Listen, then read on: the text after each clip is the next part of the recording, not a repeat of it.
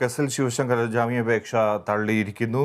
എറണാകുളം സാമ്പത്തിക കോടതിയാണ് ജാമ്യം തള്ളിയത്. ശിവശങ്കറിന് ജാമ്യം നൽകുന്നത് അന്വേഷണത്തെ ബാധിക്കും എന്നായിരുന്നു ഇഡിയുടെ വാദം. വിവരങ്ങളുമായി അശ്വതി ചേരുന്നു. അശ്വതി, ജാമ്യം തള്ളിക്കൊണ്ട് എന്താണ് കോടതിയുടെ നിരീക്ഷണം?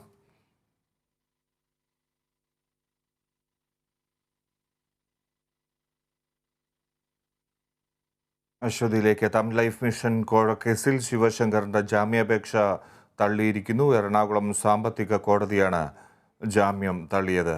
പ്രധാനമായും ഇഡിയുടെ വാദം ഇതായിരുന്നു: ശിവശങ്കറിന് ജാമ്യം നൽകുന്നത് അന്വേഷണത്തെ ബാധിക്കും എന്നായിരുന്നു ഇഡിയുടെ വാദം.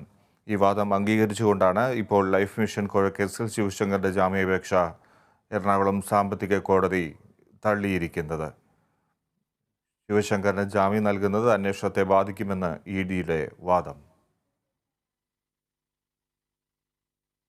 അശ്വതി വിവരങ്ങളുമായി ചേരുന്നു. അശ്വതി, ജാമ്യാപേക്ഷ തള്ളിക്കൊണ്ട് കോടതി എന്താണ് നിരീക്ഷിക്കുന്നത്? ജാമ്യാപേക്ഷ തള്ളേണ്ട സാഹചര്യം എന്താണ്?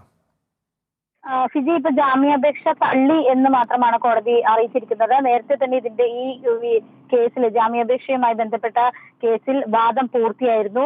ലൈഫ് മിഷൻ കോഴ കേസിൽ അറസ്റ്റിലായ ശിവശങ്കറിന്റെ ജാമ്യാപേക്ഷയിൽ കോടതി ഇന്ന് വിധി പറഞ്ഞിരിക്കുകയാണ്. ശിവശങ്കറിന് ജാമ്യം നൽകുന്നത് അന്വേഷണത്തെ ബാധിക്കുമെന്ന് ഇഡി നേരത്തെ തന്നെ കോടതി അറിയിച്ചിരുന്നു.